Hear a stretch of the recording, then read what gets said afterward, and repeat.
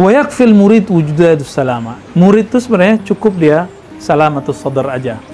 Jadi ketulusan ketika beramal. Nah, itulah dipangkas dengan kalimat ilahi anta maksudi. Jadi ilahi anta maksudi itu supaya orang nggak terjebak. Sholawat supaya ini, zikir supaya ini, tahajud supaya sehat. Kan ada orang buat sholat bahagia. Emang kalau nggak bahagia nggak sholat lagi? Sehat dengan puasa. Kalau nggak sehat nggak mau puasa lagi. Berarti Tuhan kita puasa. Tuhan kita sehat. Sholawat supaya kaya. Kalau nggak kaya nggak sholawat. Jadi nanti orang begini nggak ditemui Nabi. Nabi nggak mau temui dia. Kira-kira gimana? Mau sholawat begitu? Jadi sholawat fulusia nggak usah lah dibaca. Malu sama Rasulullah. Itu sebabnya Habib Mahdi sholawat nukutnya nggak pakai lafaz begitu, lafaznya biasa aja. Allahumma sholli ala, gimana lafaznya? Allahumma sholli ala sayyidina Muhammad, gitu dong kan? Nggak ada sholatan tuksiru bil fulus wan nukut, nggak ada. Itu antum su'ul adab. Jadi mohon maaf, kita agak beda manhaj. Itu su'ul adab, bagi aneh nggak pantas. Ketika sahabat Nabi minta baju Nabi, marah semua sahabat. Kira-kira begitulah, wali-wali marah sama antum kalau antum ngomong begitu. Orang pengen sholawat tuh pengen ketemu Nabi, kita kok malah pengen sesuatu dari Nabi. Sesuatu yang sifatnya nggak ada hubungannya sama Nabi lagi. Melihat Pajero lewat, Allahumma sholli ala Muhammad. Pakai Allah. Ini kan apa ya? Rasulullah tega nggak?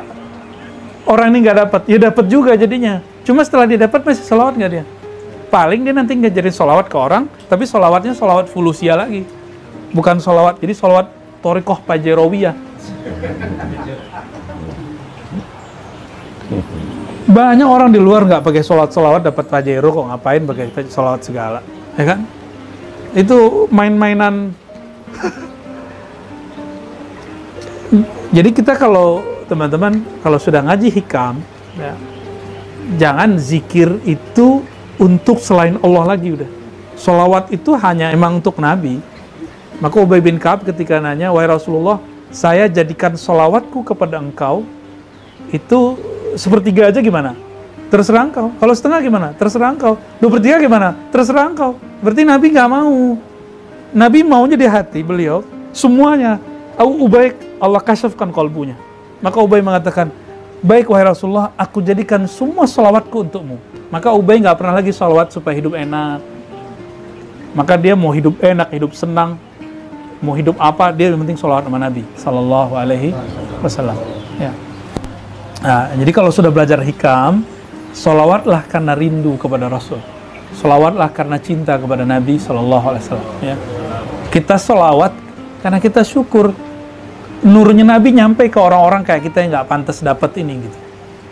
Ya. Lalu pertanyaan berikut. Sholat antum itu sholat aneh, kira-kira udah pantas belum dapat bisa untuk membeli tadi tuh Pajero apa? Itu sholawat atau sholat yang diterima oleh Allah baru bisa tuh dijadiin. Masalahnya sholat kita yang nggak khusyuk, sholawat kita yang nggak tulus, itu bisa nggak diterima sama Allah? Diterimanya belum, terus minta ganti, minta upah. Antum tes saja belum lolos, terus minta gaji, gimana? Jadi ada orang tes wawancara, belum lolos, tapi dia bilang, ntar kalau aku masuk minta gajinya sekian ya. Gimana kira-kira? Kalau sama saya tendang langsung, kamu sono keluar. Tapi sama Allah diterima. Nah itulah Rahman Rahim. Itulah Rahman Rahim. Jadi Allah itu penyayangnya bukan main. Nah sekarang disindir kita oleh Ibnu Athaillah As-Sakandari dalam lafaz berikut. Hikmah yang ke-124. La tatlub iwadon ala amalin lasta lahu fa'ilan. Janganlah kamu menuntut balasan terhadap suatu amalan yang sebenarnya kamu bukanlah pelakunya. Yakfi minal jaza'i laka 'alal 'amali an kana lahu qabilan. Cukuplah sebagai balasan bagimu bahwa amalan yang ada itu diterimanya. Ya. Jadi kata Ibnu Athaillah, emang kamu pantas minta pahala surga, mau beli Pajero tadi, mau apa lagi? Memelet orang juga ya? Ada sholawat pelet ya? Ada ya? Ada sholat supaya sakti, macam-macam tuh. Nah, kamu meminta upah, pahala, balasan dari amalan yang sebenarnya amalan itu bukanlah bersumber darimu. Yang sering kita contohin apa, Sidi Musa? Kalau ada orang azan, hayya ala sholat, jawabannya apa? Masih ingat ya? Jadi ada panggilan nih muazin, ayo kita sholat. Hayya, ayo, ini mirip kan? Bukan cocok logi loh ya. Emang bahasa itu mirip-mirip kalau artinya sama. Ayo kita sholat. Lalu kita jawab, ya Allah, kalau bukan karena haul dan kuwah, bantuan, kekuatan dan bantuan dari Engkau, aku tidak mampu ruku dan sujud, nggak mampu takbir. Itu sebabnya, kenapa ada masjid dekat dengan rumah seseorang, itu orang belum tentu bisa tersentuh sholat. Walaupun di samping rumahnya ada azan bunyi, walaupun handphonenya bunyi azan, dia belum tentu bisa langsung sholat. Karena yang bisa gerakin dia sholat itu Allah. Oke, itu pertama. Yang kedua, tubuh ini dari siapa?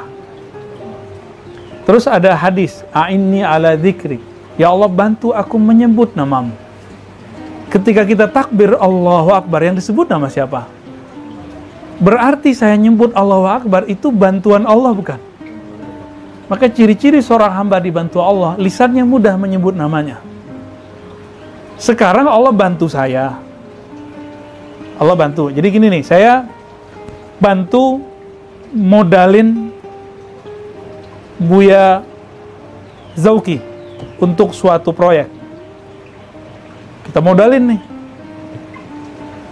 Kita modalin dia, terus dia minta upah. Pantas nggak? Saya minjemin dia, terus dia minta upah kepada orang yang minjemin dia.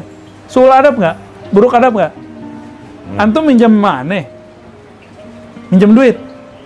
Terus minta bagi hasil. Akadnya minjem. Terus minta bagi hasil. Nyambung nggak? Kita ngomong la haula wala quwwata illa billah itu minta dipinjamkan. Ya Allah, pinjamkanlah kekuatan darimu sehingga aku mampu sholat. Itu lafaz la haula itu. Jadi kalau makna lain dari la haula wala apa tadi? Ya Allah, pinjamkan aku kekuatanmu, bantuan darimu sehingga aku mampu melafazkan namamu, sujud dan ruku kepadamu. Itu makna lainnya. Nah, Allah udah pinjemin, terus antum meminta upah. Nah, orang begini jahilun au arifun. Jahil atau arif? Orang alim atau orang bodoh ini? Jahil atau arif? Kenal nggak dia yang disembah? Yang dia sembah itu lagi minyemin badan buat dia, minyemin lisan buat dia, minyemin lafaz buat dia untuk dibaca. Sekarang kita minta kepada yang kita sembah untuk memberi upah terhadap satu huruf yang kita baca. Maka Rasulullah ketika berbicara kepada Sayyidina Abu Bakar, Sayyidina Umar, Utsman, Ali, sahabat yang 10, bahkan sahabat yang 313, itu beda kelasnya dengan sahabat-sahabat yang lain. Sahabat 313 ini Nabi nggak ngomong pahala. Tapi kalau sahabat yang lain Nabi ngomong, satu huruf dapat pahala 10. Jadi kayak anak kecil. Jadi sahabat itu kayak anak kecil. Ntar kalau dia sudah naik makomnya, baru diajarin yang begini. Sayyidah Aisyah, apa kata beliau? Wahai Rasulullah, kakimu sudah kapalan. Untuk apa? Padahal engkau sudah dijamin diampuni masa depan, sekarang dan yang berlalu. Jawaban beliau apa? Bukan cari pahala loh, saya pengen dapat surga yang tinggi. Begitu nggak Nabi jawabnya? Apa jawaban beliau? Abdan syakura, hamba yang bersyukur, berterima kasih. Tubuh ini ditakdirkan Allah sujud. Nah, itu sebabnya sujud syukur kalau dalam bab ma'rifat sudah hampir wajib.